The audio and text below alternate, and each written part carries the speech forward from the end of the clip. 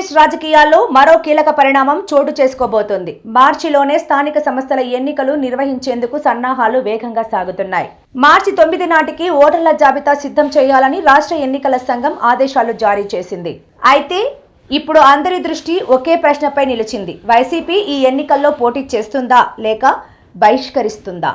ఎన్నికల సన్నాహాలు, రాజకీయ కదలికలు.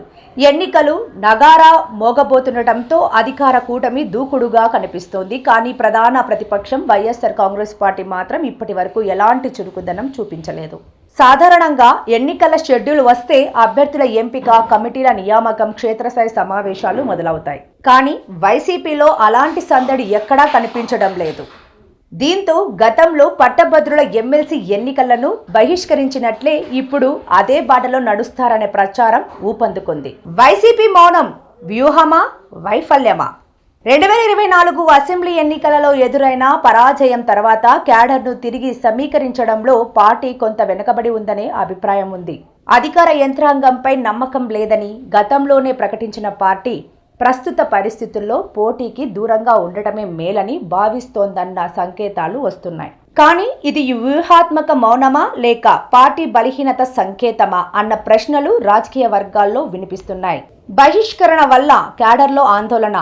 స్థానిక ఎన్నికలు అంటే కేవలం గెలుపోటముల విషయం కాదు, గ్రామ స్థాయిలో నాయకులు తమ ఉనికిని చాటుకునే వేదిక. ఒకవేళ పార్టీ పోటీ చేయకపోతే దశాబ్దాలుగా పార్టీని నమ్ముకున్న ద్వితీయ శ్రేణి నాయకులు రాజకీయంగా అనాథులయ్యే ప్రమాదం ఉంది. క్యాడర్ నిరుత్సాహపడి ఇతర పార్టీల వైపు వెళ్లే అవకాశం కూడా ఉందన్న చర్చ జరుగుతోంది.